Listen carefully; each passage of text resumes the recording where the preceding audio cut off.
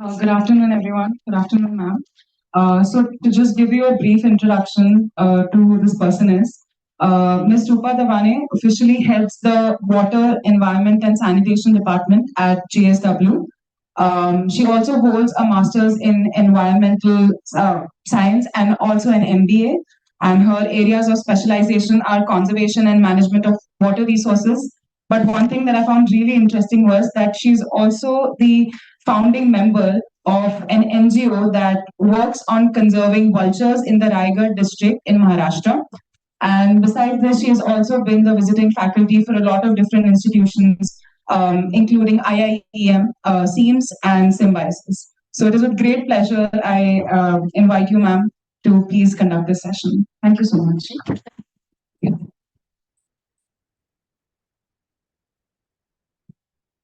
Hello. And I've been a student not very long ago. I know how challenging it is to take a post lunch session, and that too when it was not an instructional day. So thank you so much for coming here. And after all these, so-called introductions, I'm just Rupa Dawane, and I've been a student of environmental sciences, have been passionate about this subject. And my work has fortunately let me, get into the field that I love. So my one sincere, I don't know whether it's an advice, but it's like a tagline is, love what you do so that you will love doing what you do. So it's as simple as that. And then I think all of y'all some of y'all at least must have read about 70 hours a week, 80 hours a week, the whole bandwagon jumping in. But if you love what you do, then whether it's 80 or 90 or 100, it's, just a matter of discussion. So having said that, yes, I come from JSW. I work with the JSW Foundation for the last 8 years. And JSW Foundation is the CSR implementing arm of the JSW Group. So how many of y'all are aware about the CSR law in India? So do you all know the difference between sustainability and CSR? ESG and CSR? Am I like throwing up too many questions? Okay, then we can discuss that later. Or do you want me to first begin and then how do you want me to go about Meena? So, in the easiest way, if I can explain to you, and that's how also the terminology that we use in JSW is anything that is within the fence of the factories is handled by the sustainability team. And anything that is outside the fence of the factories is the purview of the CSR team, the JSW Foundation team. Because the CSR law in India is very particular about what they say that, you're going to spend that 2% of your profit on community development. So anything other than employee welfare is CSR. Is that clear, or is it like simplest? That's anything that's outside the factory, outside the fence of the factory is CSR. And I'm very proud to say, very happy to say here that India is the first country which made it mandatory. There is a law, mind you. So you all are MBA students, you know what company law is, Section 135, Schedule 7, very clearly, points out what are the areas that you can work in, what is it that you can't work in, very, very nicely articulated. And it's not only, they're not stringent, they've been in fact adding on, the questions that were raised by the corporates. Initially, it was thought that they were very stringent, they were coming very hardly, strongly on the corporates. So there are some changes that have been incorporated from time to time. Ministry of Corporate Affairs, of course, coming back very, very heavily. If you don't spend, until last year, I was just discussing with Meenal and the team, the law has changed. You had to spend that 2% mandatory fund compliance within the financial year. And people like me were the first ones to fight with the whole lawmaking, abiding student, saying that the projects that I implement under my vertical. So JSW Foundation, the way it works is we have different verticals: health, education, environment, sanitation, water, skills and livelihood, agriculture, etc., etc. And we have a specialist person who handles each vertical accordingly. So the projects that are implemented under water, environment, sanitation, they cannot be implemented within the financial year, right? April to March is a difficult year, and for me to say that implement a watershed management project or a mass, say, ecosystem restoration project in 12 months in a financial year is very difficult. My elephants who are migrating don't know my financial year, right? They don't know what is 1st April to 31st March. So I can't do it. So I had to, the funds were not being utilized within the time frame. So the law now allows us to carry forward the funds for 2 years. Of course, that fund has to be put in an escrow account. They go out of your cash flow system. You cannot be using it for your business. The 2% that is mandated has to be used for community development, for social developmental causes. Hence, it becomes easier for me to design projects around these various topics. So I think ESG, CSR, we've been able to kind of have just given you a little bit of brief. Now, the topic that Meenal had very kindly, suggested is that why don't we talk about what are, the scales of or the impacts of CSR projects, whether CSR has been impactful in the country. It's a new concept. Started, it was mandated from FY15. So in that sense, it's about 7 or 8 years young, I may say, if I may say so. The company law is also evolving. Section 135 is also evolving. I'm going to now talk about various projects under JSW Foundation, how we have, structured our foundation and what are the various initiatives very briefly, because half an hour is not enough to tell you in detail what I go. We can always take it offline. This is the footprint of JSW Foundation. Fortunately, we work from Kashmir to Tamil Nadu and Rajasthan to West Bengal. We are not yet in the northeastern states, if I may say so, which of course need the CSR funding as more than any of the other states. If you may know, the laws, because of the law also, the funding goes to the states where there is manufacturing happening. So that's one downside of the law. That's the footprint. 14 states, 33 districts, over 1,000 villages, millions of people, millions of lives touched annually through various initiatives. Those are the various verticals that I was discussing. Health and nutrition, education, water and environment, sanitation is the vertical that I had. Waste management is a portion. Actually, it can be a part of the environment. We are doing major work in the waste management space also. Agri livelihoods, skill development, sports promotion is a very, very interesting art. If you all have done some background study, and art, culture, heritage, again, extremely niche area. Our chairperson is extremely passionate about this topic. Hence, we do very, very unusual things, but the law lets you do that, because there are not many people who are working on art and culture, heritage, and restoration of a lot of monuments. So I'll begin with health and nutrition. So some specific interventions with the communities, usually one very low-hanging fruit is carry out health checkups. Because if you don't know what's wrong or, what is the status of people or general communities around your plant you're working, you will not know what to work on. So we undertake health checkups. We work on very specialized eye correction, the correction with visual corrections.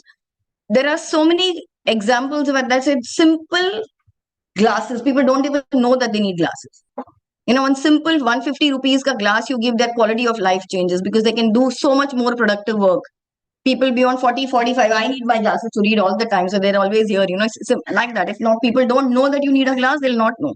Simple initiatives. We are working with the newborns, neonatals.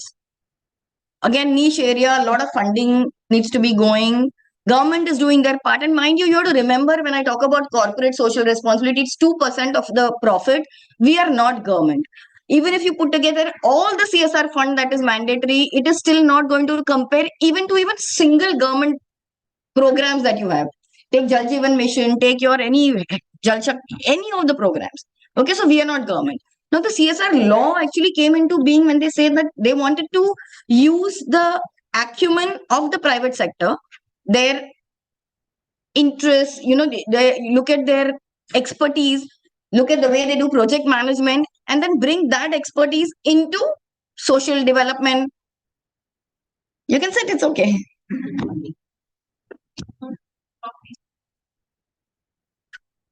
Wow, that's a honor. Thank you. Yeah, so one very interesting thing that we do is with the truckers, because you steel or energy, power, huge plants that we have. One of the biggest plants that we have is in Karnataka near Hampi. So we have lakhs of trucks coming in. We are working a lot on the ESG factor, how you can cut down the carbon footprints by creating more railway transport. And for the raw material, we are creating something called as the slurry pipelines. So you're That way, you're cutting down on the number of trucks coming in. In spite of that, you have like at least tens of thousands of trucks coming. You have to look at a huge plan to believe how much trucks come in. So initially, every time when people talk about truckers and their health, it's only HIV and stuff like that you talk about. There's enough and more that's been discussed. What we've done is we've gone one step beyond. When we say we take health camps, you do their basic health checkup. Simple things like they're diabetic. Nobody knows that they're diabetic. They themselves don't know. Hypertensive. They need glasses. Simple things. Beyond that, we work on career counseling for them. What are the options that are available for their kids. Now, this was something that nobody had ever discussed with them. So, in the language that they understand, you tell them what is available. This it creates that belonging that they feel as if they're wanted in the society. These are simple steps that you can do, and the impacts that they create is like huge. It just goes way beyond giving them any financial advantages or giving them any gifts or anything like that. And one more important, other than the soft initiatives that we do, is we have hospitals. JSW has hospitals across. We have a nursing college in Vijayanagar. We have a 157 bedded hospital in Vijayanagar for the last 7-8 years. We have started a new 70 bedded hospital, multi-speciality hospital near Mumbai. It's 90 kilometers from Mumbai. It's surprising to know. You must have heard about Alibag as a place. It's a touristy place. So in just 90 kilometers, and it didn't have a hospital there. People had to travel 90 kilometers, 80 kilometers to Panvel or, that's New Bombay area or Mumbai area. So just one hospital being there. So what we do is we carry out medical health checkup camps in the rural areas. If you identify any problems that one has, then they're referred to these hospitals. So these are referral hospitals. Beyond this, we are also carrying out, for example, cancer awareness programs, cancer detection programs. So if there is, somebody, if we come across a case, and then they refer to Tata Cancer. So that way you at least find out and you create opportunities for people to go and get themselves treated. After this, I'm going to discuss one specific program that we do and the impacts that Meenal wanted me to talk. Okay, now this is a program called the Hole in the Heart. Now, hole in the heart is a congenital problem for kids. Okay, kids are born with a hole in the heart. I don't know how many of you all have heard. Now, the gravity of the problem is different. It's not that people can't live with a hole in the heart, but their quality of life is compromised. Their life expectancy is compromised. They generally don't live beyond 20, 30 years of age. And there are a lot of other initiatives that come up. And the best part about this congenital problem, it is corrective in nature. It can be corrected if it is, the earlier it is corrected, the better. There are more chances of the child surviving. What usually happens is these are super specialty surgeries. If you have to work on a child, a pediatric cardiac surgeon, so it's a super specialization requiring super specialization for aftercare. And plus the parents also have to be counseled about what can be done, etc. Now the whole treatment is about 2.5 to 3 lakhs when it comes to a good hospital. I'm not talking about, say, Kokila Bains or whichever other hospital, but a general good hospital. It's about 2.5 lakh. And the program that we run is for parents from economically backward people who can't afford that salary, the surgery. Initially, what JSW Foundation did was, whenever we had these exam requests, we would support the whole surgery. So it would cost about 2.5 lakhs. So if my budget was, so here we are talking about 1 crore. So if my budget was, say, 10 lakhs, I could support only 4 patients at the most. And then a lot of them had to go back. Now, the health and nutrition expert that I have, my colleague, Dr. Ashish Jain, he came up with this brilliant idea. Why don't we collaborate? If you can have collaborative efforts.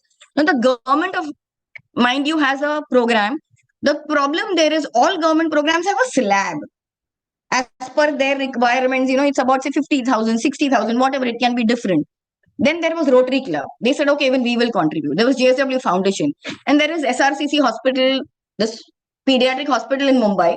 All 4 of them came together. SRCC said, okay, we will not contribute financially, but we will subsidize it. So that was their contribution. JSW Foundation, 4 organizations coming together with that, the same 10 lakh or the same 1 crore that we were using or investing or spending, whatever, however you would want to term it, we were reaching far more number of people. So that impact, the way we create, that whole coming together, collaborative effort has also shown. And, when you talk about collaboration with the government, there's a lot of negativity that goes around. You feel, "Arey, government se paisa kab aayega, kya hoga?" But this has been really positive for us when we look at it. These are some of the testimonials. Dr. Devi Shetty, if you all must have heard, is the leading cardiologist in the country. For me, he's like one of the very dynamic. When you hear him talk also, he's done fantastic work in the state of Karnataka. They've created beautiful models for even insurance, public insurance. Great opportunity. You all should study it as a case study. Some of the testimonials. You're going to hear her अच्छा, talk. तो अभी ठीक है। इस surgery के लिए जो पैसे की ज़रूरत थी, ये हमें JSW फाउंडेशन से मिली है, उसके लिए मैं थैंक यू बोलना चाहूँगी। So these are all the parents of the kids, who have been operated upon, otherwise who had no hope. And even it's difficult for them to reach to these super specialty hospitals, isn't it? When you look at it itself, it gives you kind of feeling, "Arey, main kaise jaun, main kya karu?" That kind of. So the support that is there, they're identified, and then for organizations coming together, that's the impact that one can create. Now I'll go to education. I'll tell you why I'm talking about health and education is these are like low-hanging fruits. The minute you go, I think I missed one step where Meena also wanted me to talk about how we plan the programs around CSR. Okay. So what happens is, since we are a manufacturing setup, I'm talking from we in the sense JSW, since we are a manufacturing setup, we work with the communities that live around the plants. It's easiest, isn't it? If you have that's like the audience that is easily available to you. So we undertake a need assessment study. We talk to the community. We find out what their needs are. Based on that, if you look at the data that's available, the maximum contribution of CSR is spent on health and education, because these are the two most needed areas that one needs to work on. Education, I think, call it. I do not know. I'm sure most of them are from urban areas, right? Anybody from? Have you all ever seen what a government school looks like? Jilla Parishad school, Gram Panchayat schools, have you seen what they look like? Various states have various state of education, if I may say. I come from state of Maharashtra, which is supposed to be one of the progressive states. I'm sorry to say, I'm not going to sit here and criticize or crib about the governments and the way they operate, but different states have different funding that's gone into, even the infrastructure of schools. So state of Maharashtra, I must say, is really, really, way lagging behind than what one can be doing. Hence, health and education become two most important areas that we work on. Even JSW foundations, most of our funding goes to these two areas. Our focus areas in education, it begins at the early childhood education, ECCA as it is called. So in our country, there's something called as these Anganwadis centers. Have you all seen any Anganwadi center, AWCs as they are called? So these are basically places where these kids go, and the Anganwadi Sevika is supposed to look at their nutrition, their education, their well-being at a salary. Do you know how much an Anganwadi Sevika earns across on an average? 3,000 per month. That is a fact. 3,000 per month, and on an average, he has about 25 to 30 kids from the age group of 1 to 5, 1 to 6. Can you imagine? She's supposed to be an all-rounder. So what JSW Foundation does is, her salary apart, how do you even encourage them, motivate them to work with the kids? How do you create different, better environment for them to even treat them? So training of the Anganwadi Sevikas or renovation of the Anganwadi centers. We've been able to, as I move ahead, I'll be able to tell you that some of the Anganwadi centers we've been able to achieve ISO status. So by little, like I said, we are not government. We don't have that much funds. And the full 100% contribution cannot be going only into improving Anganwadis, isn't it? So there are various needs of the location. We undertake need assessment. We for example, if I realize that there's no water there, how I'm going to work on the water space? How am I going to work on the education space? If Anganwadi need to be worked on, I work on Anganwadis. And then the next level is the primary education, the secondary education. Wherever there is need, wherever there are possibilities of collaboration and finding good partners to work with, that's how JSW has been going around planning their programs. Okay. So there is something called as JSW Smart Shala. There is an adolescent program, the 6 to 10th standard students. We call it the JSW Aspire program. JSW Foundation works by working with implementing partners. We don't implement the programs everywhere ourselves. We are a small team of 60 people all across the country. Like I said, 14 states, but we work with various implementation partners. All right. So Aspire, then we have scholarship is a very, very popular scheme that we have. Again, economically backward, there are certain criteria that have been said that, the students, of course, girl student is a major talk everywhere that one speaks about. There are a lot of scholarships available for girls, but a lot of time what happens is in these rural areas, they're not even aware about the various scholarships that are available. So you just get them on platforms. So even if you connect them and, make them aware, it's a bigger step. It's a big step that you undertake. So scholarships is, of course, very, very popular. That gives a large number of people that you bring in, people who are, who are aspiring to study further, and you create that one helping hand to achieve their dreams. And of course, you have career counseling happening, you have extracurricular exposures, and upgrading school infrastructure. Like I said, you can't just talk about quality education if you have like a school where water is dripping down, if you're not even going to worry about the roof. उनको क्या सिखाने वाले हो जो छत पे अगर पानी में बैठ रहे हैं, what are they going to even think about learning? So yes, we do invest. Sometimes you have to spend on the infrastructure also. There are schools we don't have benches and desks. That's the reality. And it's like a school which is 40 kilometers away from Mumbai, not even very far. You're not even talking about very interiors or kahin or rural areas, maybe nahi. Just to give you the footprint of rural education, I'm talking about rural education because JSW Foundation also runs schools themselves. Okay, that's good. The Jindal Education Trust, but these are like schools, obviously CBSE curriculum, so little high-fi. I'm talking about the rural education, the government schools, and how we are working with these schools. Overall, we touched more than a lakh of students every year. So the number, only some of them pass out, newer students come in. So that number has only burgeoned. It's just going up and as a fortunately the group is making more profits, more and more contribution. The 2% is increasing. You all can just Google to check what that contribution is. I can even tell you one example. You want me to tell you, okay, this year the JSW Foundation's whole budget is 500 crores. Thanks to the group's performance, the major contribution is from JSW Steel. We have JSW Energy, we have JSW Cement, we have JSW Paints, JSW Infra and Port. Again, a very big company. It was just listed 2 weeks ago. So 3 listed companies and the other subsidiaries. The contribution is 500 crores.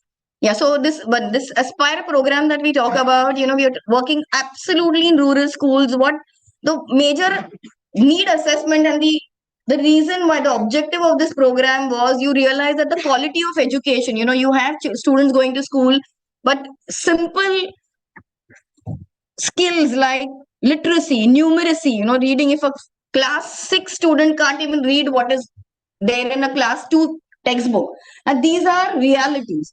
Simple mathematical addition, subtraction, they couldn't do. And it's not that, not JSW is not going to make them Einsteins, but at least give them basic skills. If they are ready for, to make them, how would you say, ready for the market, to come out after 12th standard, after 10th standard, at least start working somewhere. Those basic skills that they require. Okay. Some of the interventions, basically, we begin on something called as the SMCs, the school management committees. We bring the parents also there, because one of the observation or the what we observed is that in classrooms, you work with the students, but when they go back, there is no environment which creates that, that the parents will spend some time or give some importance to education, etc., etc. There are many factors why this happens. I'm not going to get into that.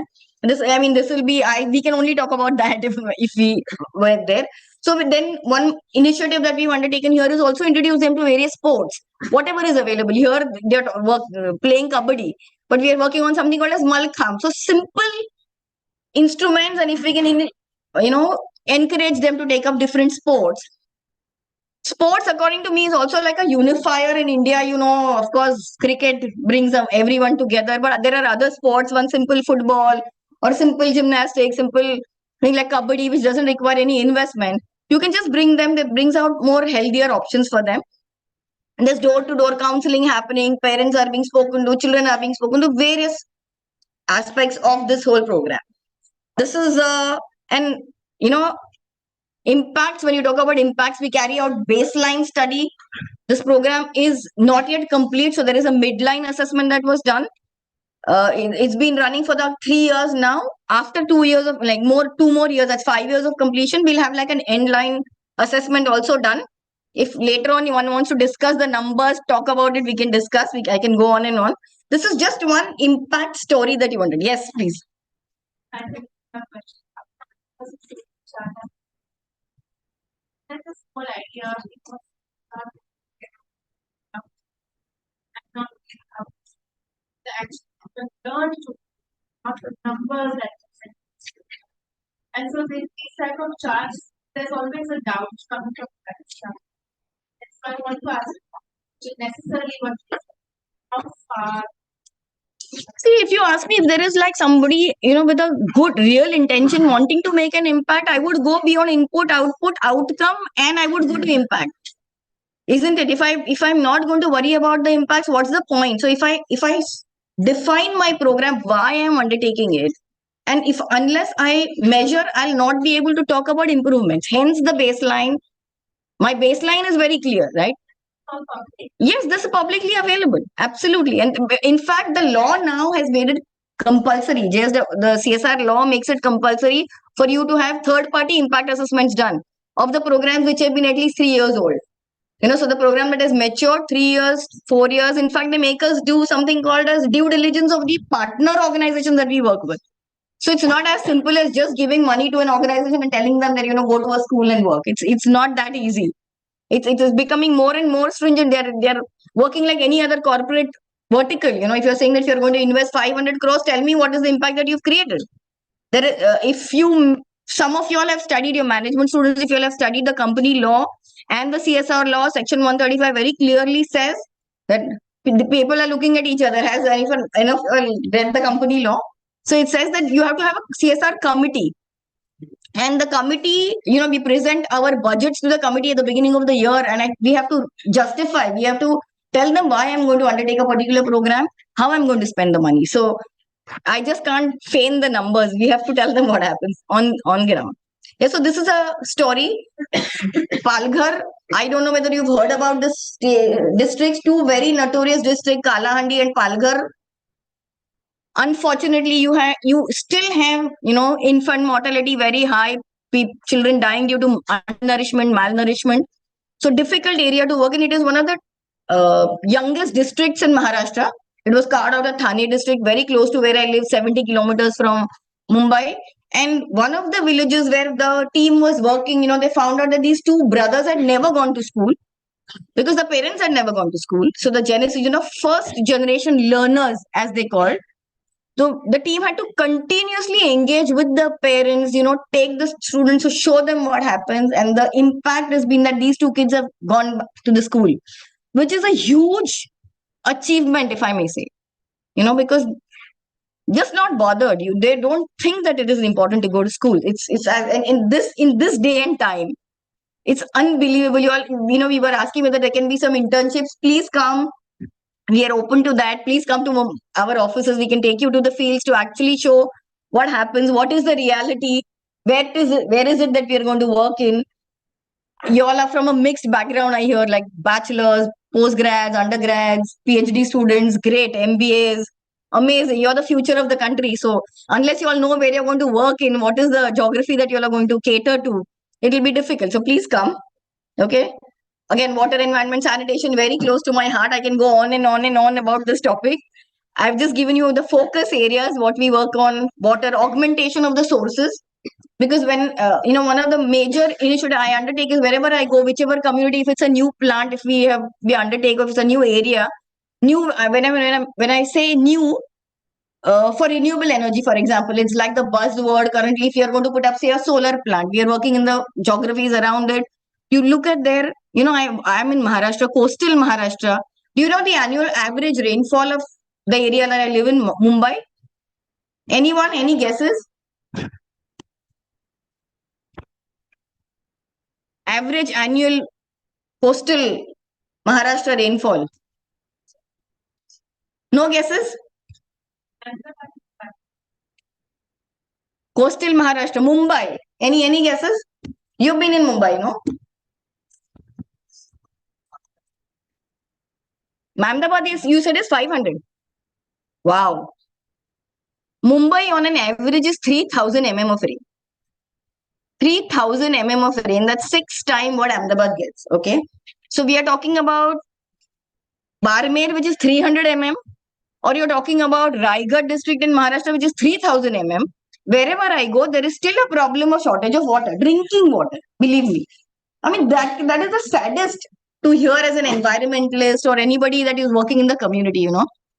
So wherever we start a program, we insist that we ensure sustainable drinking water sources. Okay. When I by sustainable, I mean anything other than a tanker, because tanker, I don't want to even get there. I don't know how many of you are aware. It's a huge mafia, if I may call it.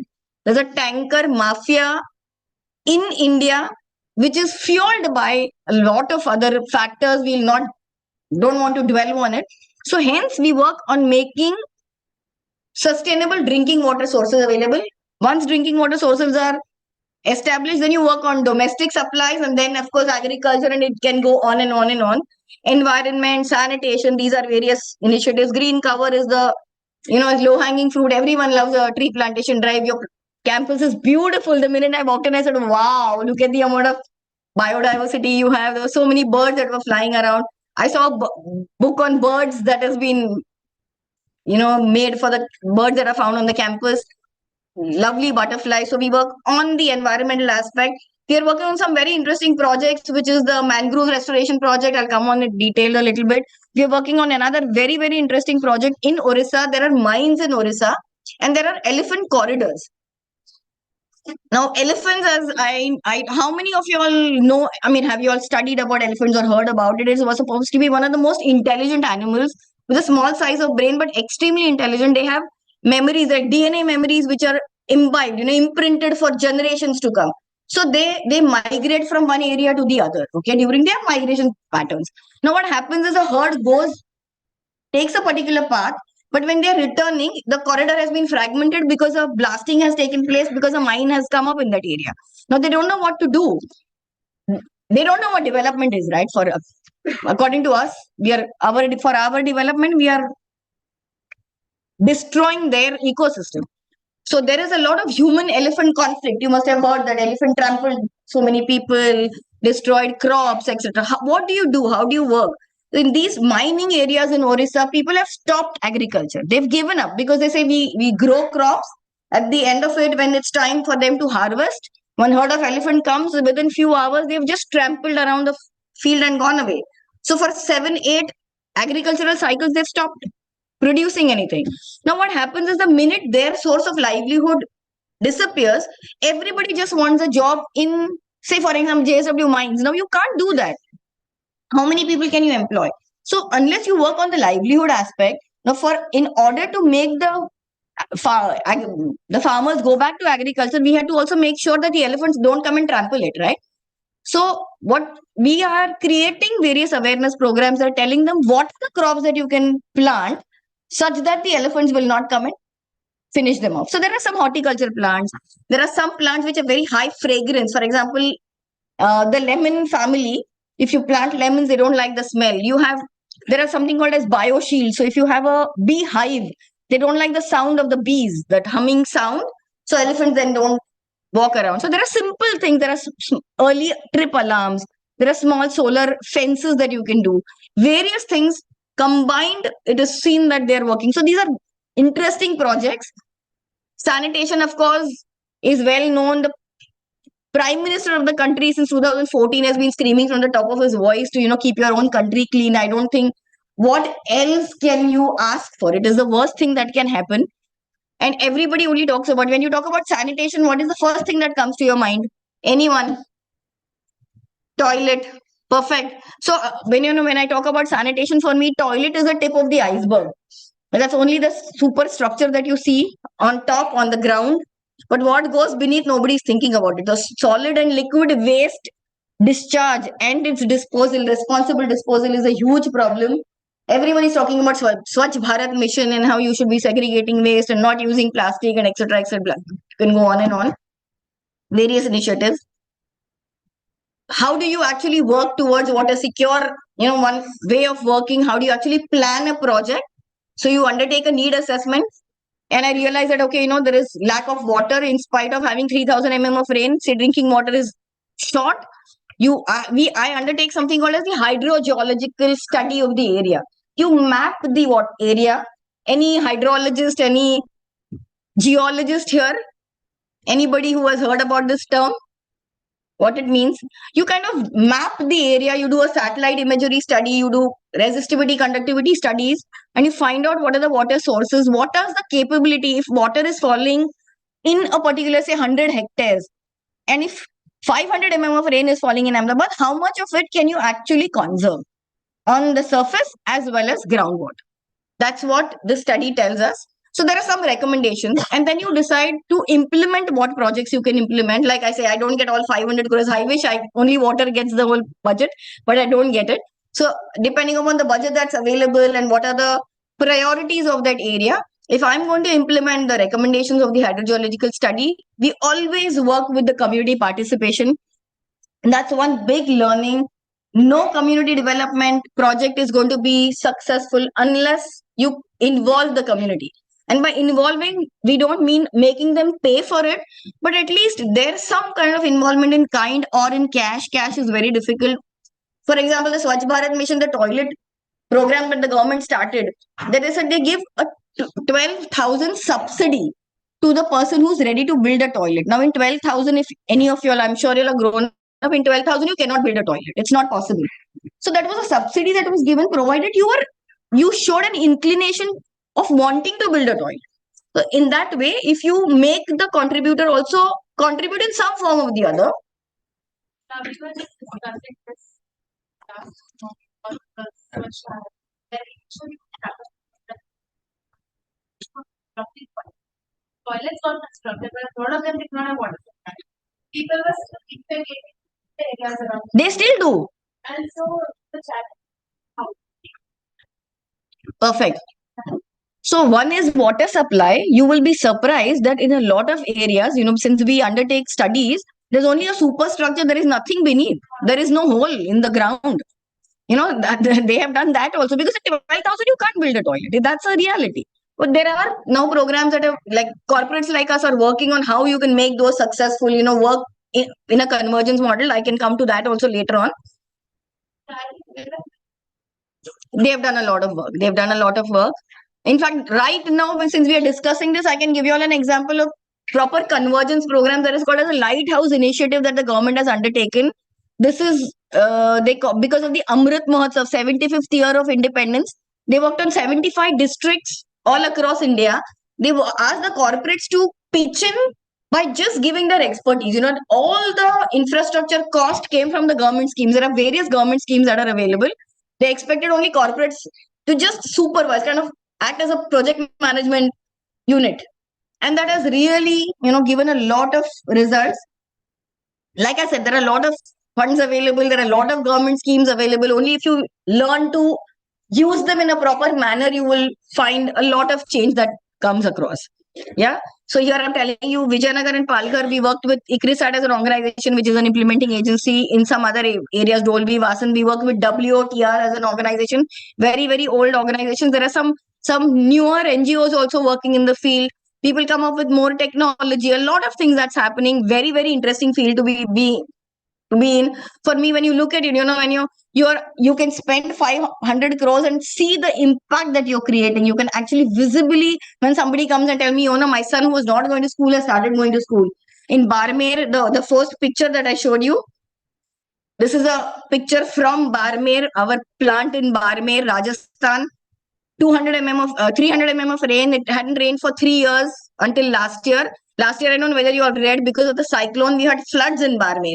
So climate change, as you talk about, it's in your face. You know what's happening. Even the 3,000 mm of rain in Mumbai that I talk about, we used to have 3 months, 4 months of rain.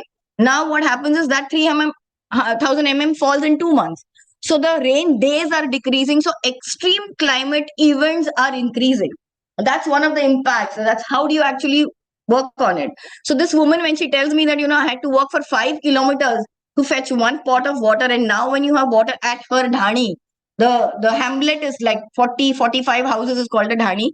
If you have a hand pump right there, that's the kind of That's the impact or the outcome that you were talking about. She can spend more time with her kids. She can do more. We are working on the livelihoods in Barmer. So they do a lot of applique work, very highly skilled people. She didn't have time to do anything. The minute, she stopped working, she has her time she's saving by not going walking for 5 kilometers. She can do more, contribute towards her family's income. This is a sample in case any one of you all is interested in knowing. The one that you see the picture, there is, that's an hydrogeological study of the area. This is area called Sala, which is very close to Mumbai, 90 kilometers, high rainfall area, and still there is no water. You're talking about water scarcity, which is the saddest part. So we've undertaken the study. The study tells us, where you can do a small check dam, where you can create this gabion wall, where you can have like a, CCTs, continuous contour trenches or water absorption trenches, such that the groundwater will get recharged and you will have water throughout the year. So this was the study, and the other two pictures tell you how actually we've implemented. Again, community participation, what are the impacts that we create? We were working there, working with the women. Again, 2,500 mm of rain, no water after the rain stops. After November, December, you start working on tankers. Everyone, just imagine spending on whatever. What did I do? Sorry. He told me not to touch it and I did. Okay, there. So, they were spending every day for the drinking water needs or your domestic needs for a family, which is like their annual income is or monthly income is about say 12,000, 15,000 a month. And you spend on drinking water, it was very difficult. The women, they were fed up with the Gram Panchayat and the whole system working there. There are these traditional ponds, but which are completely silted because of negligence. So these women came together and they said, okay, if you all are not going to do it, we'll start working ourselves. And these are actually, even we had a 70-year-old woman taking, working for them, getting food for them, getting water. That's how, once they started working, the Gram Panchayat came and said, okay, we have funds and we are going to give you. JSW Foundation came and said, okay, we will contribute to a certain amount, the hard machine, the earth moving machinery that you require, the JCBs, etc. And that's how, this is a movement. It's a people's movement. That's how you come across. Unless people come ahead and work together. Now the kind of bonhomie that is there, the minute they have water, a lot of things change, right? The whole scenario changes. Some of the highlights of the water programs, how much water we've been able to create, how much of various structures, what is the amount of water we've been able to recharge over a period of time. This is the dam which was being under construction. This is how it looks after monsoon. Lot of water available there. This is a very, very interesting story. Anybody who has visited Bangalore or is from Bangalore? From Bangalore? Excellent. It was supposed to be a city of lakes. Total apathy towards the water bodies. Sorry. It was, yes. Unfortunately, yes. Past tense. That is the saddest part. So one of the lakes that JSW Foundation has contributed towards conservation of this lake, rejuvenation, restoration, conservation, whatever you may want to see. Bangalore is, of course, again, facing the extremities. You saw even Rishad Premji going on a JCB to his office. So, that's if it's supposed to be the Silicon Valley of the country and you have floods in the city, it's only because of the water bodies have really gone to the dogs, as one says, okay? So, with a little intervention, little planning, again, this organization that we work with, organization believes in having a people's movement. He brought people down there, say, this is your lake, this is your area. Unless you work towards rejuvenation, nothing, you are not, we may spend on beautifying it, but if it is not maintained, in the next 5 years, it's going to go back to what it was. So the leftmost picture shows what it was. It's a drone picture, completely silted, completely filled with water, hyacinth eutrophication that one talks about. The water body is not breathing, nothing is growing there. Second is actually during the restoration, and third is when it's completely restored. We found out there is sewage coming in. So we have created phytoremediation, have a separate channel. By bioremediation, you work on the treatment of sewage water, and then you have drinking water, the rainwater falling, and that's how the water body looks like.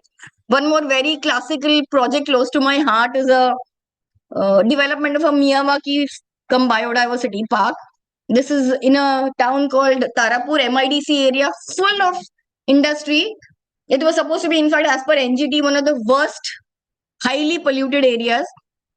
This particular plot that you see, top is the plan that we wanted, down is actually what the ground looked like.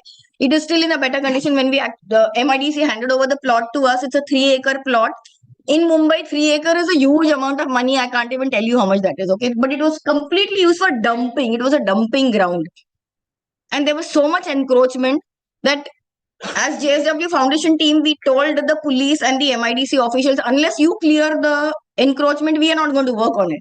So they had to, employ groups of people there to keep vigil through the night, removed encroachment. We built a wall overnight. That's actually how our team has worked. And then this is what the park looks like now.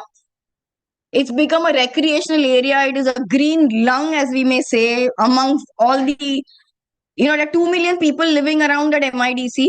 This is the only area of recreation. If you want, I can play this.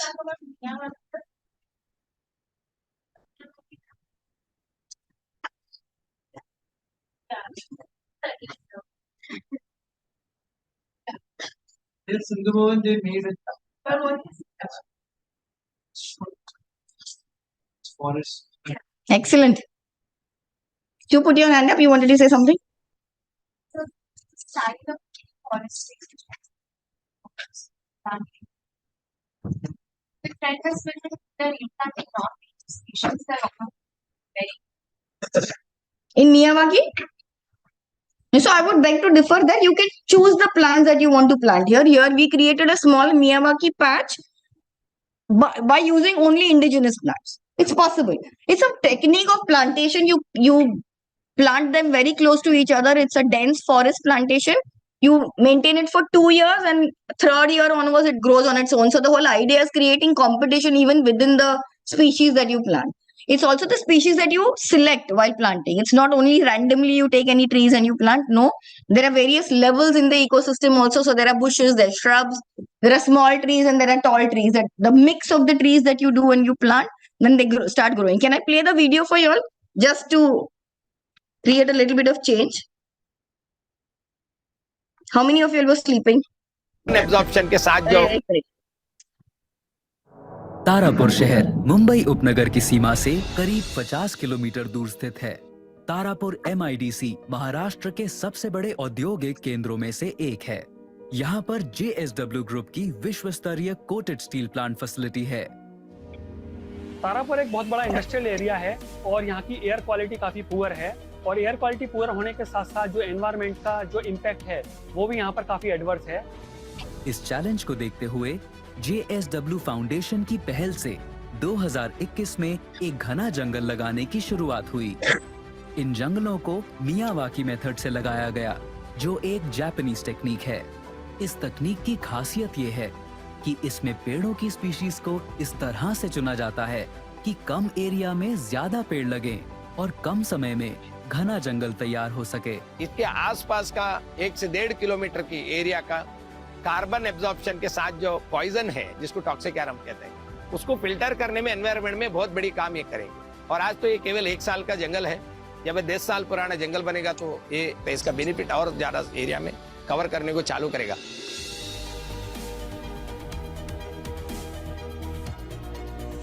So we added these little elements of beauty. Miyawaki forest. So here we've done a combination of mosaic, which is like glass tile work, and we've also done painting. It is the brainchild of Mrs. Sangeeta Jindal. It's a mural that we have developed to bring out the biodiversity of the different plants and the wildlife that is available in this area. And it has given a great green uplift to the people of Boisar, I think. ये park हम सबके लिए एक बहुत बड़ी blessing है। मेरी तो सुबह शाम अब यही बीतने वाली है। Miyawaki forest and biodiversity park, एक कदम बेहतर जीवन की ओर। I think that also answers a lot of questions that Meenal was asking you, right? So what is Miyawaki forest? I think that has answered. Next project, very close to my heart, is this mangrove restoration that I talk about. Do you know what mangroves are? Gujarat also, I think, has a lot of mangroves. The coastal area. What are mangroves? Anyone? No one? Somebody said Trees, fantastic. I'm glad you didn't call it a mango. Yeah. also plants which are like grown because of fungi on the surface, or it creates a layer on the water surface which does not allow air to pass. Mm. Okay, there's a test. Somebody on the Yep. now you run. I'm a PhD student. I'm working on mangroves. Oh, lovely. Please, lovely. The people who don't know mangroves, they are kind of forests. They are known as a blue carbon because they are kind of amphibian, half on the land and half in the water. The specialty of mangrove is that they store 70 to 80% of carbon in below ground. Below ground means the soil and the roots. So they are a very important ecosystem compared to the rainforest or any other ecosystem. Lovely, excellent. So she's given us all the scientific background. The trees, these are trees, thank you. Mangroves is a type of forest. There are at least 60 various species of mangrove trees and associate mangrove trees that are found in India. These are plants which grow between the salty sea water and the fresh water when the river meets a ocean, brackish water as you call. Very, very important ecosystems. I come from Maharashtra. Maharashtra state is the first forest department which has a mangrove cell in the forest department. So all the mangroves forests that are by parcel are being handed over to the mangrove cell, and hoping that you'll not destroy any more mangroves. So this is one area which is very close to our plant in Dolvi, as we call it. It's an 18-kilometer creek. What we found is, because the mangroves were being destroyed along the creek, more and more salt water was coming inside the fields, and the fields were getting destroyed. Once there is salt deposition, the farmers can't use that agricultural plot for the next 4 or 5 years till it revives. Okay. And if you may know, people who are solely dependent on agriculture, for them that whole plot of, just imagine, there is no source of income. What do you do? Isn't it? So in order to, one is you can stop the water coming in, but to create, make natural barriers. The mangroves are called the natural sponges. The biological sentries that will stop, save the lands from various climate extremities like cyclones, tsunami. You must have heard about tsunami 2004-5, how they help, or even various sea water incursion coming in and going out. Very, very important when we say community participation. How we began here is we are working with 2,000 women in this area. It's an 18-kilometer stretch. We began one village at a time. We start going and talking to them, asking, in Marathi, mangroves are called Kandalwan. So we ask them, what is Kandalwan? They know everything about it. Okay, and they themselves know that they are being destroyed. So I said, what do you think we should be doing? Because they are not only farmers, they are also fishermen. They live on the coast. So they, both things. They have fish as well as rice. Now, if in order to save the mangroves, you had to start working with them. You don't have to tell them how important they are, but they were, little at a loss to how do we go about, what do we do? So we trained these women who had never stepped out of their homes. What we did is we created a livelihood model around the mangrove restoration program. It was as simple as that. What is the incentive? Create some kind of a livelihood, some earning source, if I can put it as simply. Brought the women together. They already knew what Kandalavan is, what my mangroves are. We just trained them to identify the right conditions. What is the quality of water? What is the quality of soil? When is the flowering and fruiting happening? Which season? How do you collect the proper soil seeds, good quality seeds in what season? And instead of creating nurseries in the typical black, have you ever bought a sapling from any of the nurseries? Yes. How are the plant that you bring? What do you bring it in? It's a plastic. That's the classical one. Thick plastic black bag that you get, isn't it? So in order to cut down the plastic pollution, even there, we have given them jute material. Can you see the jute material there? We taught them to just sew bags, hand stitch it is simple. See the quality of water, soil, collect the soil and create nurseries like that. They nurture the nurseries. Now, these nurseries also are very interesting. They have to be created in the intertidal zone. So in the high tide and the low tide zone, because that brackish water is needed for the plants to grow. You can't really bring water from the sea and kind of water them always. Once the saplings are about 18 or 20 inches, they go and themselves plant it in these conditions. These are such adverse conditions. There is literally soil up to your thighs, if I may say. It's really bad, okay? So difficult. Lovely is the word. Absolutely. The biodiversity is amazing. When you talk about mangroves, what is there something, any area that comes in your mind? Have you all? Sundarbans, excellent. Has anybody been to Sundarbans? Wow. You've been to Sundarbans? Lovely. Did you see the tiger? Wow. You're very lucky. You all must. It's a beautiful, it's a different world of its kind. For those people who never walked in the mud, I know mud is like lucky, but actually, if you go the sand is so clean and sitting and see pockets of fish, I will just change your life. I've been in Malaysia and touched my when I see sand. Like they're amazing. Beautiful. So Himalayas, Sundarbans, other than the mangroves and the tiger and everything that you see around, a speciality of Sundarbans is also the honey.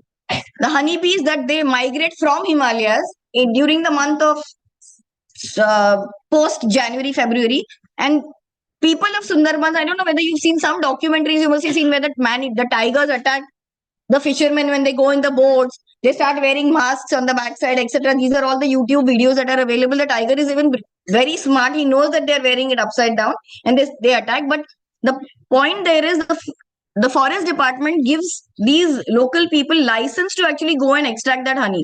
That honey is very, very specifically, grown in the developed there by the bees that come.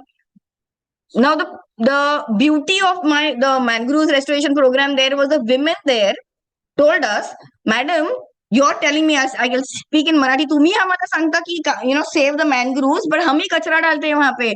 Well, can we not work on the waste management program? So this is how our programs evolve. It was very smart of them. We are working on these various waste management programs. These women, children coming together themselves, since they're aware. So very, very smart people that they know if we are going to, plant and put rubbish, garbage there, it's going to go to dogs. All of them lovely community participation program. We have come up with something called as upscaling of the plastic waste that we create. You talk about what are the commercial possibilities when you work in the social development sector. Garbage mein kaam karenge, kya milne wala hai. We have upscaled it. I would like to show you all something. When you talk to me later on, this is the bag that is made out of the plastic. I use it very regularly. This is the women self-help group. We are working with a vulnerable group in Karnataka. This is what the final products look like. Your Maggie or whatever, the multi-layered plastic that is there when you work in the waste management space, plastic. The multi-layered plastic is the most difficult to manage. There's no commercial value. People want the PET bottles, the glass bottles, etc. But nobody wants those multi-layered plastics. This is what we do with the multi-layered plastics. One very interesting program the JSW Foundation has been running. This is the second year, is a rural fellowship program. Lots of opportunities available. Like I was telling you all, you're most welcome to come and look at what actually the programs are on ground. We do a lot of skill development programs. Barmer. This is a very, very interesting program. If you even Google JSW Foundation, you will be able to see this. This is a all women's rural BPO. Highly motivating, highly, very impactful. It creates such a lot of difference. The first program we started in Karnataka near Vijayanagar, there's a pratha, what do you call, age-old tradition in India called the Devdasi tradition. It's a kind of prostitution. Girls were being pushed into it, or they didn't have any other source. That's what the families were doing for ages together. We started these BPOs. These are non-voice based, so they don't have to speak, because none of them had even seen a computer in their lives in 2005 when we started the BPO. Okay, so it was such a life transforming experience for them to bring there, train them to see, they can do data entry, they can do so many other things. A girl earning 3,500 rupees a month has, radically changed the whole life. her marriageable age goes up, her standing in the family goes up, her decision making powers go up. So this is, I mean, I'm talking about a girl child for me, 16-year-old, 17-year-old children, girls who are getting married and being pushed, into various kids. So these are life transforming projects. Some of them we are working on various skill development programs. There is a skill impact bond, so blended finance, impact financing, etc.